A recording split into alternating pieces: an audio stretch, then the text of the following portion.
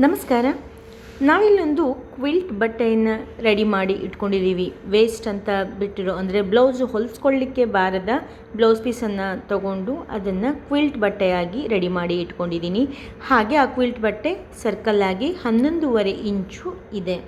ಇದನ್ನು ನಾವೀಗ ಜಸ್ಟ್ ಒಂದು ಫೋಲ್ಡನ್ನು ಮಾಡ್ಕೊಬೇಕು. ನಾನಿಲ್ಲಿ ಸೂಪರಾದ ಒಂದು ಪೌಚನ್ನು ಹೊಲಿಯೋದು ತೋರಿಸ್ತಾ ಇದ್ದೀನಿ. ಇಲ್ಲೀಗ ಅಲ್ಲಿ ನಾನು ತೋರಿಸ್ತಾ ಇದ್ದೀನಿ, ಅಲ್ಲಿ 1.5 ಇಂಚಿಗೆ ಒಂದು ಸ್ಕ್ವಯರನ್ನು ಕಟ್ ಮಾಡ್ಕೊಬೇಕು. ಫಸ್ಟು ಮಾರ್ಕ್ ಮಾಡ್ಕೊಬೇಕು, ಆಮೇಲೆ ನಾವು ಅದನ್ನು ಕಟ್ ಮಾಡ್ಕೊಬೇಕು ಎರಡು ಸೈಡಲ್ಲೂ ಅಷ್ಟೇ. ತುಂಬ ನೀಟಾಗಿ ತುಂಬ ಚೆನ್ನಾಗಿ ಬರುವಂತಹ ಪೌಚ್ ಇದಾಗಿದೆ. ಸಖತ್ತಾಗಿ ಕಾಣಿಸುತ್ತೆ. ತುಂಬ ಈಸಿಯಾಗಿ ಸ್ಟಿಚ್ ಮಾಡ್ಕೊಳ್ಳುವಂತಹ ಒಂದು ಪೌಚ್ ಇದಾಗಿದೆ ನೋಡಿ. ಈಗ ನಾನು ಆ ಕಡೆ ಮತ್ತು ಈ ಕಡೆ ಕಟ್ ಮಾಡ್ಕೊಂಡಿದ್ದೀನಿ. ನಮಗೆ ಏನಾದ್ರು ಸ್ಟಿಫಾಗಿ ಇರಬೇಕು, ಎಲ್ಲರೂ ಜಾರ್ ಹೋಗ್ತಾ ಇದೆ ಕೈ ಕಟ್ ಮಾಡಬೇಕಾರೆ ಅಂತಂದರೆ ನಾವು ಜಸ್ಟ್ ಒಂದು ಪಿನ್ನನ್ನು ಹಾಕ್ಕೊಬೋದು. ನಾನೀಗ ಇಲ್ಲಿ ತೋರಿಸಿದ್ನಲ್ಲ ಯು ಶೇಪ್ ಏನಿದೆಯಲ್ಲ, ಅಲ್ಲಿ ನಾವು ಜಿಪ್ಪನ್ನು ಅಟ್ಯಾಚ್ ಮಾಡ್ಕೊಬೇಕು.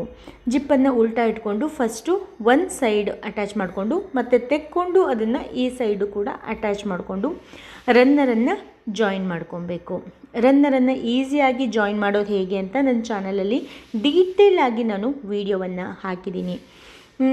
ಹಾಗೆ ಪೌಚಲ್ಲೂ ಅಷ್ಟೇ ಡಿಫ್ರೆಂಟ್ ಆದ ಪೌಚ್ಗಳನ್ನು ಹೊಲಿದು ಹೇಗೆ ಸ್ಟಿಚ್ ಮಾಡಬೇಕು, ಹೇಗೆ ಕಟ್ ಮಾಡಬೇಕು ಅಂತ ತೋರಿಸಿದ್ದೀನಿ ನೋಡಿ. ನಾನು ಇಲ್ಲಿ ಯಾವ ರೀತಿಯಾಗಿ ಫೋಲ್ಡ್ ಮಾಡ್ತಾ ಇದ್ದೀನಲ್ಲ ಹಾಗೆ ಫೋಲ್ಡ್ ಮಾಡಿ ಎರಡೂ ಕಡೆಯೂ ಕೂಡ ಸ್ಟಿಚ್ ಮಾಡ್ಕೊಂಬಿಟ್ರೆ ನಮ್ಮದು ಸೂಪರಾದ ಒಂದು ಪೌಚ್ ರೆಡಿ ಆಗಿಬಿಡುತ್ತೆ. ತುಂಬ ಈಸಿಯಾಗಿ ಮಾಡ್ಕೊಬೋದಾದಂತಹ ಪೌಚು ರೆಡಿ ಆಗುತ್ತೆ. ಎರಡು ಕಡೆ ಸ್ಟಿಚ್ ಆದಮೇಲೆ ನಾವು ಅದನ್ನು ಚಂದ ಮಾಡಿ ನೀಟಾಗಿ ಉಲ್ಟಾ ಮಾಡ್ಕೊಬೇಕು. ಉಲ್ಟಾ ಮಾಡ್ಕೊಂಬಿಟ್ರೆ ನಮ್ಮ ಪೌಚ್ ರೆಡಿಯಾಗಿದೆ. ನಿಮಗೆ ಈ ಪೌಚ್ ಇಷ್ಟ ಆಯಿತು ಅಂತ ಅಂದ್ಕೊತೀನಿ. ಇಷ್ಟ ಆದರೆ ಲೈಕ್ ಮಾಡಿ, ಶೇರ್ ಮಾಡಿ, ಕಾಮೆಂಟ್ ಮಾಡಿ, ಸಬ್ಸ್ಕ್ರೈಬ್ ಮಾಡಿ. Thank you.